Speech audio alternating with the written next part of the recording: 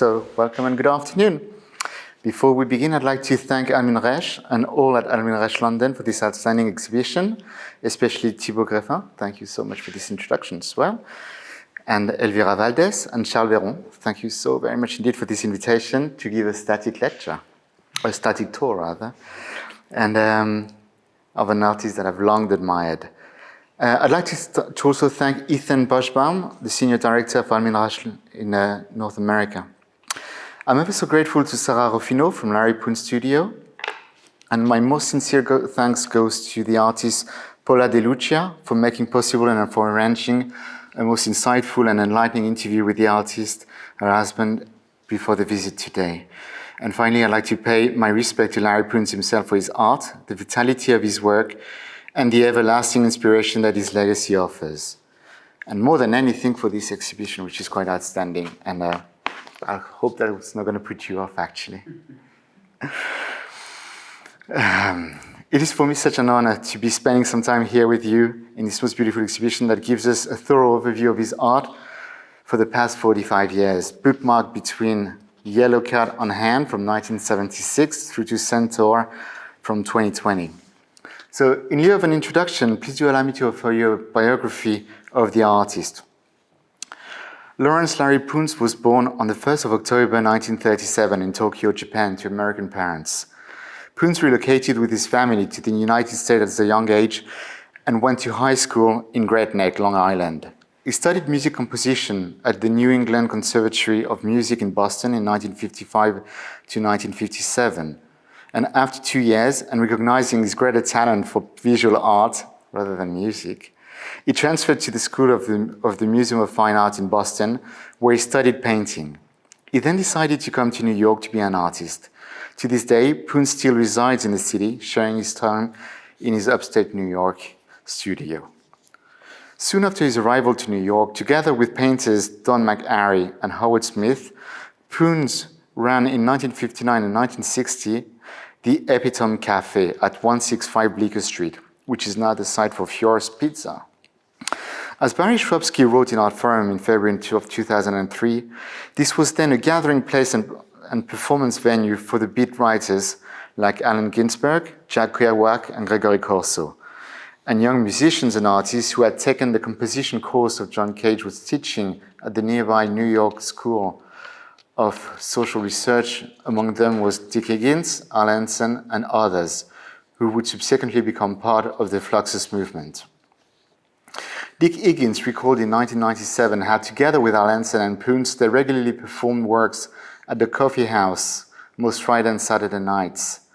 Al Hansen described in a primer of happening and time and space art, published by Dick Higgins' imprint Something Else Press in 1965, one of Poons' early musical composition, a performance titled Tennessee, that used an electric guitar, a motorcycle, and a blue basketball.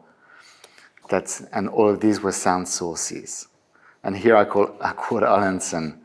The idea was to have several groups of people. Group one consisted of as many people as could be gotten around an electric guitar on a stand. And let's say there were 4 of them. One would tighten and loosen the string. Another would plug the string. Another would work one control. Another would work another control. And they would move around the guitar in some fashion. Group 2 was involved with the motorcycle, starting and stopping it, and beeping its horn and whatnot, and so on. And one person was to bounce the blue basketball and cough. This piece was 1 minute long. I love that. And here I'm taking that all seriously. I think it's fantastic. Okay, I was a bit pretentious. It's too hot.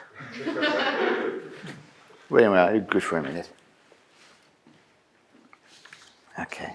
So when the coffee shop folded, he drifted away from McAree and Smith and took a studio on Front Street, where he began to meet the Coenties Sleep group that comprised Agnes Martin, James Rosenquist, Ellsworth Kelly, Jack Youngerman, along with Robert Rauschenberg and Jasper Jones, who settled there first in the early 1950s. Poons' major epiphany came in 1962 in the form of a 56-inch square painting entitled Cripple Creek. This was a painting of 2 complementary colors confronting one another, green dots on a red background. It was made with fab spray, a spray-on dye that a spray-on dye that brought, and I quote, bright new color for faded fabric, as the advertisement on the box read. Bright new colors, and as Poons' mantra goes, painting is color. For faded fabric, or another way to say the canvas on the past, the art that once was. As Poons recalled, Ray Johnson came by the studio one day and saw some of the dot painting I was working on. He really focused on those. Don't want to say he was excited by them exactly, but he talked about them. He pointed at the piece and demanded, "What's that?" And then Poons kept on. That was all I needed. The way he pointed and said, I knew I really had something. Ray pointing his finger was a big break, as I could ever get in hindsight. Another dot painting by Poons, Nix is Made from 1964, an acrylic canvas 6 inch by 9 inch 4, then in the collection of Mr. and Miss Robert Skull, was included in the Responsive Eye, a major art exhibition at the Museum of Modern Art curated by William C. Zeitz that took place between February 23rd and April 25th, 1965. As we can read in the press release from September 1964, so ahead of the show, the Responsive Eye is an exhibition that will bring together paintings and construction that initiate a new, highly perceptual phase in the grammar of art. I would also like to point that it is announced that the exhibition is directed by William C. Zeitz. And I would encourage many to reflect on this terminology borrowed from the field of cinema to characterize the work of a curator. His stellar career came to, if I dare say so, a first pinnacle when the curator extraordinaire Henry Gelsaler invited him to participate in his New York Painting and Sculpture 1940-1970 exhibition at the Metropolitan Museum of Art. The exhibition ran from October 18, 1969 through to the 1st of February 1970. Other artists in the landmark survey included Joseph Albers, Jackson Pollock, William de Kooning, Robert Motherwell, along with the John Chamberlain, Mark Zuviro, Donald Judd, Maurice Lewis, Robert Morris, Kenneth Noland, Art Reinhardt, and Frank Stella. Henry Gelsaler, the curator of the 20th century art at the Metropolitan Museum of Art, simply signed the exhibition New York Painting and Sculpture 1940 by Henry Gelsaler. Again, the signature, I think, being quite important for the work of a curator, and here, another great example of it. Gelsaler explained in the press release his guiding principle in deciding which artists to include, in commending artists who significantly deflected, and I quote here, in commending artists who significantly deflected the course of recent art. These deflectors, as they may be called, are those artists who have been crucial in redirecting the history of painting and sculpture in the past 3 decades. The exhibition final gallery was devoted to Poons, who at 32 years of age was the youngest artist in the exhibition. This room included his early Dot and Lozenges painting, as well as several then recent expensive colorful abstraction, later regarded as iconic works in the color field movement. It would be an honor to give a complete, up-to-date account of Poons' career, but I would be melting by then. Yet may I propose that we pause the hagiography here and go within what brings us together, and that is what is between these 19 paintings, to dive within this exhibition. In these late days of the COVID pandemic, stillness is the move. As we thought that movement should be limited, this walkthrough will be mostly static, as in completely static. Also, we will not engage in the art of scrying the canvases. They certainly not need me to make them talk. As choreographer Jennifer Lacey recently told me, it's so funny because it presumes that the work of art would be mute to try to make a work of art talk. And that should make it look like a murder suspect. Lacey has been thoroughly engaged in the past years with the notion of reading and interpretation, the crossover between the two, as well as the part that don't cross over. Lacey continued, make a work of art speak to whom and within what conditions. Reading and interpretations are not definitive. Meaning is performative. Even if you're contemplating a work of art, there is still the performance of you contemplated. So may I invite you to contemplate, as I speak, and thus choreographed the exhibition as we begin our show. I briefly mentioned that Poons studied music composition at the New England Conservatory of Music in Boston. Music has always been central in his own development. To quote the artist, he didn't go to music school to learn how to play Hank Williams, but that's all that he could do. He wanted to be Beethoven, write string quartets and all that. Not only do we find ourselves right between classical and folk music within this quote, we also find ourselves at the nodal point of Poons' own perceptual and perpetual development. In his own words, Poons was always a musician who plays and writes songs and tried to do it once in a while with friends. One of them is the Grammy Awards winner T-Bone Burnett, the American record producer, musician, and songwriter who rose to fame as a guitarist in Bob Dylan's band during the 1970s. Poons wrote Song to a Dead Man that T-Bone Burnett recorded on his eponymous 1986 album. Poons explained that he wrote the song one morning and T-Bone wrote it down. I quote, "I didn't realize that the way songwriting goes is if somebody writes down your song as you're writing it, it's their song too." And I said, "That's right, it's absolutely right. Because somebody was there and wrote it down and give your words maybe here or there. They are co-writers too." As I proposed to Poons that this was indeed the history of folk music, that it belongs to all folks, Poons simply replied that at a certain moment in time, everything turns into folk music. When I asked him what would be a fitting soundtrack to this exhibition, Poons responded with no hesitation: the choral fantasy for piano, voices and chorus and orchestra, Opus 80, by Ludwig van Beethoven. This work was premiered in Vienna on the 22nd of December in 1808, and it was performed by Beethoven on the piano, and is noted as a forerunner to the later Ninth Symphony. A quote here from the great online free encyclopedia that everybody can edit, the Wikipedia, and that's important. The work included a sequence of variation on a theme that is widely felt to be an early version of a far better known variation of the theme, namely the one to which Beethoven set the words of Friedrich Schiller, Ode to Joy, in his Ninth Symphony. Michael Brols has suggested another musical similarity. The two works share essentially the same harmonic sequences in the climatic moment, the chord in C major, C, F, D, G, E flat, where the E flat stands out for its harmonic context and it's performed fortissimo. There are also affinities in the text. The theme of the choral fantasy text, universal fraternity with the meeting of arts, evokes similar feelings as Ode to Joy text. Beethoven himself acknowledged the kinship of the two works. In the letter of 1824, when he was writing the Ninth Symphony, he described his project as a setting of the words of Schiller's immortal Lied und die Freude in the same way as my pianoforte fantasia with chorus, but on a far grander scale. The choral fantasy theme is itself taken from an earlier work by Beethoven. It's a slightly modified version of the composer's Gegenliebe, a lied for high voice and piano, written around 1794-1795.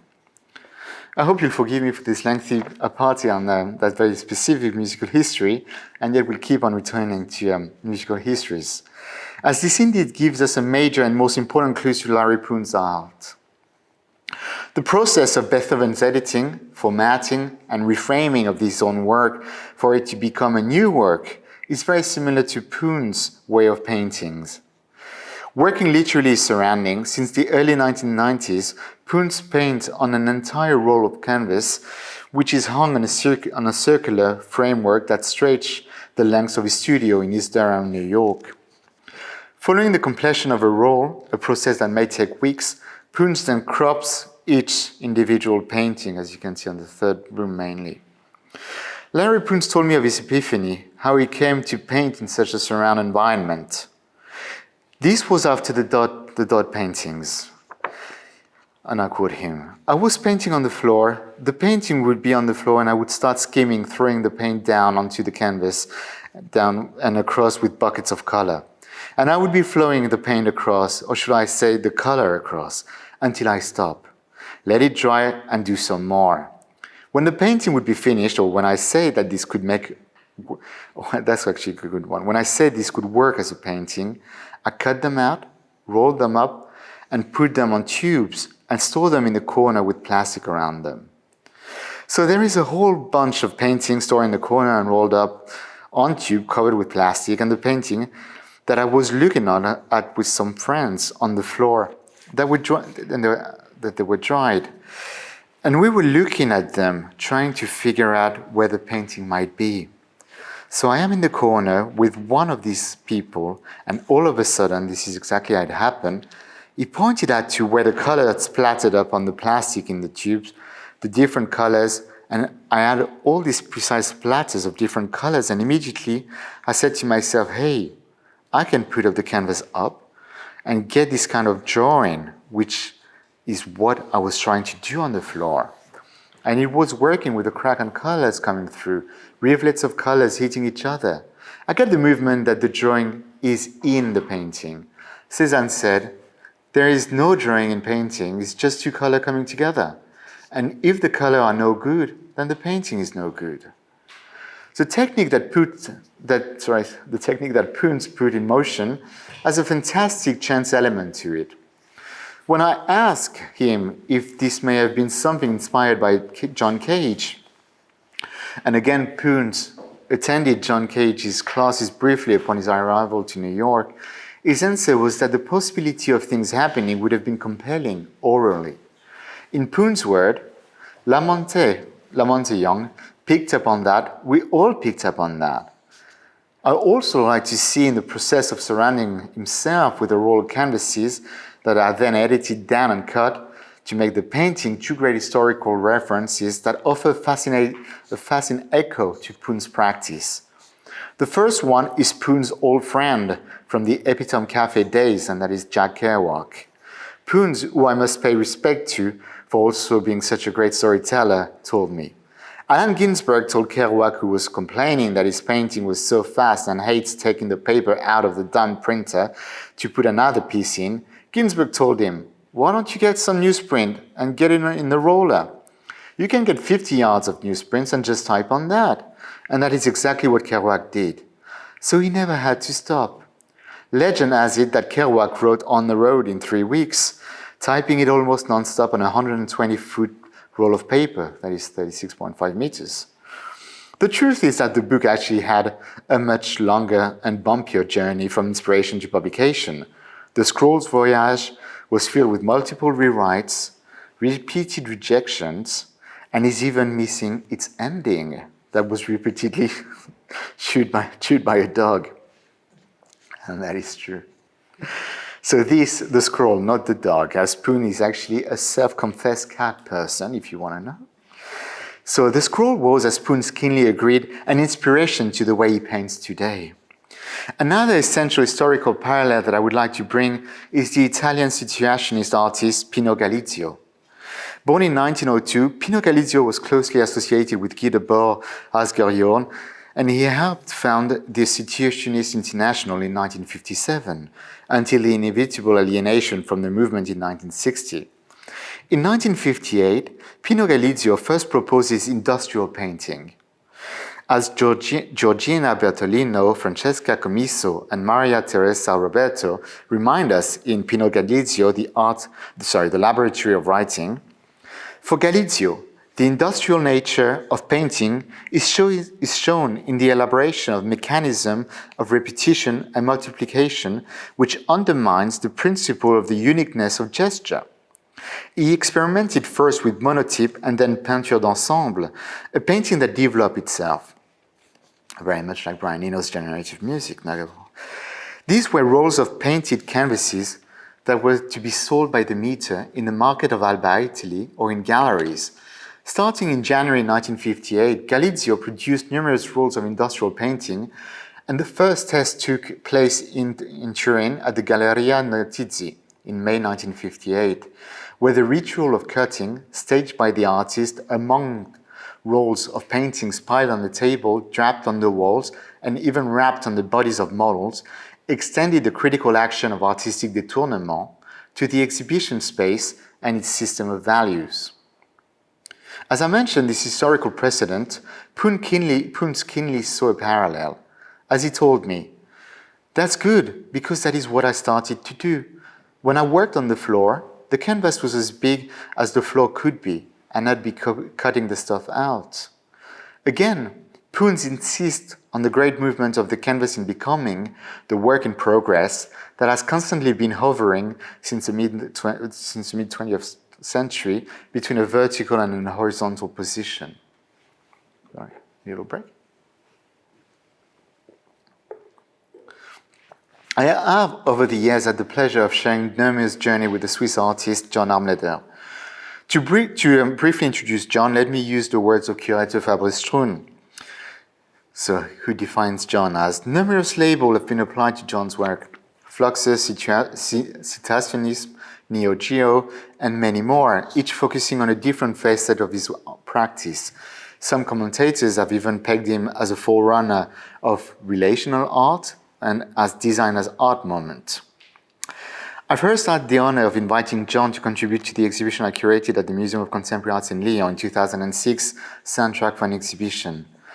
A recurrent figure and subject of our conversation has been Larry Poons. Many see a direct formal parallel between their respective art, a lineage that Amladel does not deny.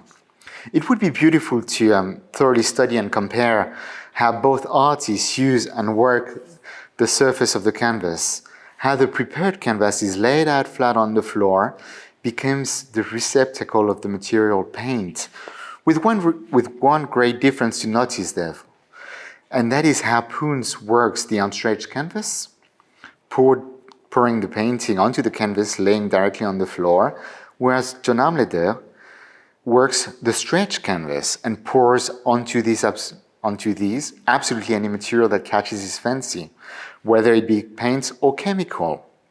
As John told me and Gustav Metzger in a three-way conversation we shared in 2005, the puddle paintings are paintings that I do flat, onto which I pour different types of paint that generate a chemical reaction. The back of the painting dries first, and then the front of the painting dries, creating a bubble of skin on it. And once this is hermetic, there are even more chemical reactions. So there is a transformation. Of course, that's John speaking, I'm not a chemist. I'm not neither, actually. And even a chemist would have difficulties since there are so many elements in it. It gets out of control, and you have no idea what is happening. The way of the liquid, and often the random objects such as Christmas decorations, Easter eggs, and all kinds of toys, creates a puddle that accumulates and hopefully over the weeks settles and generates unpredictable forms and colors and dry, or not. I've always loved this story by John, who was invited to an exhibition at his gallery Massimo di Carlo in Milan. John had 4 canvases left, so he decided to realize 4 new pour paintings with all the material that remained once the exhibition was done. He poured it onto the surface and left it dry in the basement of the gallery. As time passes, John remembers these and calls up Massimo to go and check on them. Massimo calls him back and told him, well, out of the 4 paintings, only 3 are left. One has disappeared completely. Due to the instability of the chemicals involved, only the frame remained, as the paint had actually exploded. There was no more canvases, no more paint, only little flakes around and on the ceiling. As John concluded, it would have been an interesting recipe to write down. And this history I know for a fact to be plausible. When I invited John for Soundtrack for an Exhibition back in 2006 at the Museum of Contemporary Arts in Lyon, we used the museum as a studio for him to make his paintings on site. For practical reasons, we had to install first the black carpet that I needed and paint the walls black. And then John came in to realize a stunning series of 3 pour paintings and 10 puddle paintings on site, and we left them there to settle for several weeks. When we returned and began to lift, after that time had passed, to lift the paintings and install them onto the wall, we realized that that the puddle paintings had melted the carpet beneath. They generated so much heat that we had to entirely replace the whole 600 square meters of black carpet. There went my contingency budget for the show. And that is true.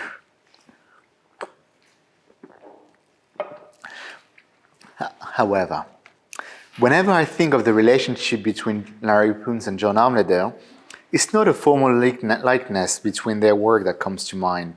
It is instead a theoretical play that John's once shared with me that I always remember. So please do allow me to relate this story to you. And that's why we're in that room. As John and I were talking one day in New York, John began an analogy between Larry Poons' pour paintings and memory. John told me, as you add paint onto the surface, you cover what was there, and you keep adding paint onto the surface until the surface is saturated and the paint no longer adheres and falls. For John Amladel, this has to do with memory, and especially the process of forgetting. Forgetting what you learn when you learn, as new knowledge covers up old one, and how we learn until we reach an overload, and what we learn does no longer stick. By the late 1970s, Poons had begun to build the surface of the painting with foam, rubber, raw, typewriter paper, causing the work to become increasingly heavy and extending dramatically in the space. And you have a fantastic example of that here. When I asked Poons about this accumulation of materiality, this addition of layers and layers of paint, Poons simply said, that is because it took so long to make it look any good, literally. That thickness, that depth, and overaccumulation of paint that is struggling to hang on to the canvas. Poons said, that is what the color might be doing. That is what color does to us. Color is painting, again his mantra. He continued, I do really think that it's about painting, that it's about nothing else. And that doesn't mean it's esoteric.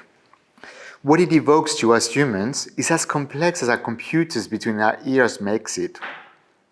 Instinctively. It is how it short-circuits us so that all of a sudden we say, that was great. Or don't say anything and wake up 20 years later and say, how did I miss that? Marianne Wolf in Proust and the Squid, The Science of the Reading Brain, opens her section on Socrates' second objection, memory's destruction, with a quote by the British scholar Nicholas Osler, who is now the chairman of the Foundation for Endangered Languages. It reads, in modern Guatemala, Mayans remarked that outsiders note things down not in order to remember them, but rather so as not to remember them. Wolf pursues a study of loss of personal memories in retelling the story of Socrates catching a young Phaedrus using, and I quote Wolf here, what is maybe the world's first recorded crypt sheet to recite a speech by Lysias. To aid his memory, Phaedrus wrote the speech down and tucked it inside his tunic. Suspecting that what his pupil had done, Socrates launched into a diatribe on the nature of written words and their pitiful inability to aid instruction. He began by likening writing to a beautiful painting that only appear lifelike, and here Wolf quotes Socrates. But if you question then, they maintain a majestic silence. It is the same with written words. They seem to talk to you as though they were intelligent. But if you ask them anything about what they say, from a desire to be instructed, they go on telling you just the same thing over and over again. It seems necessary here to address what Socrates just highlighted and link writing to beautiful paintings. Larry Poons has often titled his paintings after songs. As Martin Herbert pointed out in his essay, The Endless Road, the titles of 20,000 Miles to Gram Parsons from 2003 or The Street of Baltimore from 2007 were a direct reference to The Return of the Grievous Angel by Graham Parsons in his posthumous 1973 album, Grievous Angel. Poons made references to music and sound with works such as Hans San Cadence from 1962 and Brown Sun 1968. A 2002 painting is named People Stop Breathing When Iris Sings, and this most essential work from 1990 that is facing us, well, it's facing me at least, there is at your back or down there, is simply titled The Music. Poons' entire oeuvre is rooted in what I would call an art of titling. As Poon responded to this proposition, and I quote, "Sometimes there is a resonance there, a feeling. When something is marvelous, it changes. It comes quickly. It's not predetermined. It's just something that happens. I enjoy it a lot when it fits. If a painting looks good, it reminds me of something that I like. It will be like a ricochet of a feeling. It starts there, and I catch the ricochet. And many things become embedded in the title for him. Sometimes I look at the titles, I have a sheet, and it's fun just to read one after the other. It's almost like a poem, but it isn't. There are moments when a little sunlight comes through and the juxtaposition of words is good." End of quote. Thinking specifically about the paintings and the sounds, music has always been there throughout his life and comes within the paintings through the words and titles. Poon went on to consider its involving quality a mysterious quality. When Cole Porter writes a song about love, you do not know what he's talking about, but you get a feeling from it that it's just great. Poons went on during a discussion to recite the lyrics written by Porter in "I Get a Kick Out of You." And then he goes, "I get no kick from champagne. Mere alcohol doesn't move me at all." Poon goes on, "Cole Porter is getting close to what he really feels, and music is getting close to the oral nature of being alive. Our bones resonating with the sound waves that we are living with all at the time. We are musical instruments walking around." This last sentence is no loss when one remembers Poon's self-professed admiration for Lamonte Young, the composer. When I asked what he thought of Lamonte Young's compositions now, Poons replied right away, "Draw a straight line and follow it. It's pretty good," referring to Young's composition number 10 to Bob Morris from 1960. As I think of his response, I do not think only of this outstanding and groundbreaking composition by Lamonte, as I see an artist who at 83 is still drawing these lines and following them. They may not be straight, the process is continuous. The relationship between Lamonte Young and Larry Poons tells us a dense and complex history. The parallel between their art and their intertwined history show the synchronicity of a process of reduction and crystallization. From an apparent minimalism, the all-encompassing maximalism of their art is telling, in the density of sound for one and the density of pain for the other. Please do allow me to mention several moments when the trajectories cross paths, with I suspect long-lasting impact respectively. Larry Poons designed the performer's seating arrangement for a performance by Lamonte Young's second dream of the high-tension line step-down transformer as part of George Brecht and Robert Watt Yam Festival on George Siegel's farms in North Brunswick, New Jersey, that took place on the afternoon of May 19, 1963. As Lamonte recalled, "The work was performed outdoor in a meadow of very tall grasses by Marianne Zilla on violin, Angus MacLeese on violin, Tony Conrad on viola, Larry Poons on viola, Jack Smith on bowed mandolin, Dottie Moscovitz on bowed lute, Joseph Bird on bowed guitar, and himself, Lamonte, on bowed mandolin. The performers were seated in a symmetrical, intersecting double diamond arrangement designed by Larry Poons." To quote from Melissa Christine Warwick, excellent PhD thesis titled "Made to Music, Interaction of Music and Art 1955-1969", that she presented at the University of Texas at Austin in August 2014, and I quote her there, "Young felt that this orchestra configuration was an excellent vehicle for allowing the harmonic overtones created by his drone works to be heard and continued to use the double diamond construction in subsequent events. Both the musician's seating as a visual for backdrop. Visually, this double diamond configuration is very similar to the geometric pattern used in Poons' prefatory drawings. In fact, Poons based his formation on the use of grids in the dot paintings. War continues. In 1965 and into February 1966, as a sometime guitarist with the Theatre of Eternal Music, Poons inaugurated a concert series for the ensemble in his loft.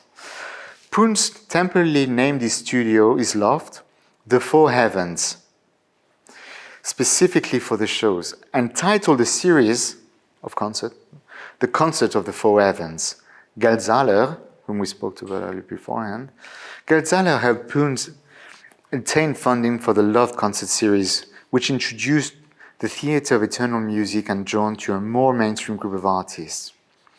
Poons also commissioned Marian Zazila in 1966 a light sculpture, a painted aluminium mobile with diachronic lights.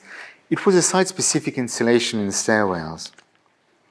Marian Zazila remembered, Poons invited us and Henry Geldzahler raised the money for our group to do a series of performances there. Larry had a net lease on a loft building in the next block here on Church Street and let us perform on the top floor. So that experience made it even more clear to us that we needed to perform in these alternative spaces, and the lighting would be the vehicle to make it out of whatever ordinary condition the space was in and bring it into the space that was conducive for the music and enhance the music, and that was how it developed, and of course. And this was to become the dream house that Lamonte defined as a place where work could theoretically exist only in time and go on with a life and tradition of its own. Another one of Lamonte's pieces that Poons admire is X to Henry Flint. As David Grubbs wrote in The Record Ruins the Landscape, the piece Arabic numeral any integer to HF, also known as to Henry Flint or X to Henry Flint, calls for X number of four-arm clusters on a piano to be repeated at an interval of between 1 and 2 seconds. An alternate realization permits the use of a gong and a drumstick. This was for Poons a real wake-up call. Poons remembers a performance of the piece by Young at Carnegie Hall, and as the piece progresses, with Young playing in one cluster with his forearm, in rhythm, in a very, that's a beautiful line, in a very even syncopation, and I quote, pretty soon after 20 or so strikes on the piano, the whole room began to fill up with overtones. It wasn't just the piano anymore. It was all the instruments, the low one, the high ones, resonating throughout the whole room. It was loud. It was like fucking Beethoven. End of quote. So I'd love to go on, and I'm sure you too, but that's where we reach the end. So in order to conclude, I'd like to conclude with the final anecdote from a conversation which has been so instrumental in that little essay, that me gathering my thoughts on Larry Poons' art. So personally, I've always been a great admirer of the anti-artist, the philosopher, the social and economical polemist, Henry Flint.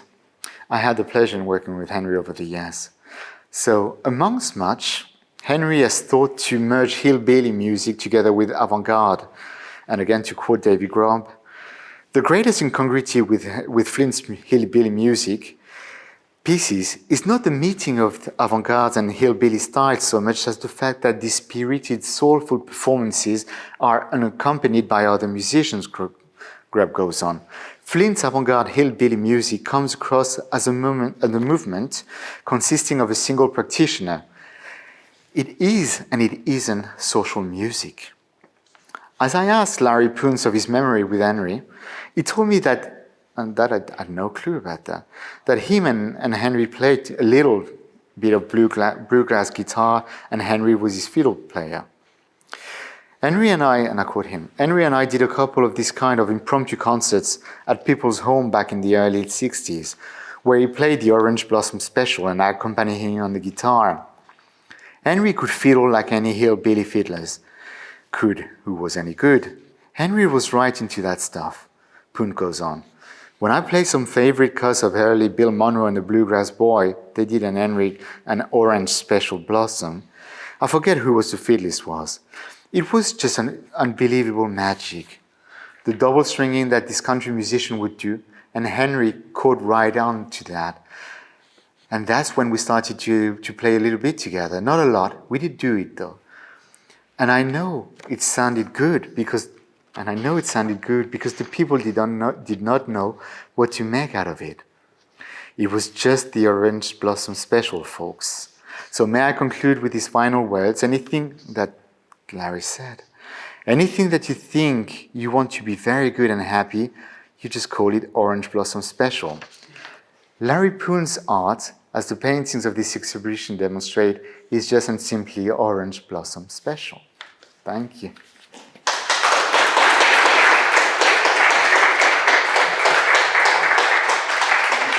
Good. Thanks.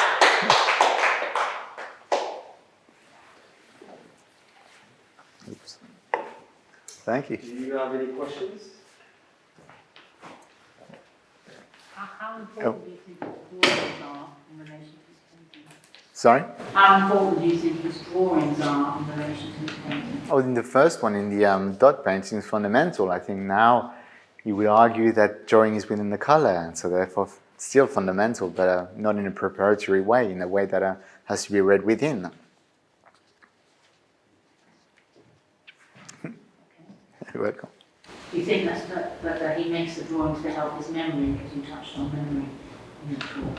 And the memory is memory in his mind as well as his body, and that comes out through the drawings into the paintings? Well, there was a great analogy. I didn't go into that because we didn't. There's only one piece with some dots on them, but you can find many quite a few texts that actually try to see within the composition of the drawing, especially of the dots, especially in the drawings, as a way for him to develop a musical language by the rhythm, the sequence that he has, and a relationship with the musical scales. So I guess, yeah, there's a sense of inventing a new language at the very least, and thus memory. Okay, but you refer to the dot pictures, Yeah. but the other paintings which are in the other galleries there, how do you think the drawings feed into those? You know, well, I think moving away from the dots, because I can understand what you mean by this, by the gridding yeah. up and the dots and how they're placed. And maybe the gridding, it relates to writing music. Mm-hmm. But if you're drawing this in a landscape, do you think that's fundamental to helping Larry with his more landscape type of work? Yeah, I'm just trying to establish to what extent you link the painting and the drawing, because for me, such paintings do not need any preparatory drawing, and the drawings will be independent from the paintings. So I would argue that both the painting and the drawing are of equal value, so to say, and thus, the relationship between one and the other would be just probably in the style, in the making. I mean, one of the quotes that is repeated often and often in interviews, and I also repeated when we spoke together, with this notion that for him, painting is drawing is painting. Drawing happens when he paints with colors on the canvases. So, I would say that the drawing is within the painting, whatever happens. But a number of these paintings have started off as drawing. I'm sorry. And a number of these paintings have started off as been drawn out. And you can see it in some of the pictures downstairs very clearly where he hasn't actually painted in yet. I mean, this one, clearly you can't paint them beforehand. No, but does under drawings, he marks things out first? Yeah, you can see over there, there will be marks where things will happen, and also, especially when he surrounds himself with the rolls of the canvas, where he does he sketches out where he's about to come. But to what extent is the sketch a drawing, to what extent is it preparation, to what extent does it still shine through, and also over the years, what's quite nice is the process of reduction that you can see. I mean, really, especially when we take from the 1970s, this overwhelming sense of density within the materiality of the painting through to the most recent work, like the one behind us, where there's a process of reduction in the painting on the surface itself. It reveals more what's behind. But indeed, you can argue that it's drawing, I would say, it's part of the painting. But it's true that it's preparation nonetheless. Thank you. You're welcome.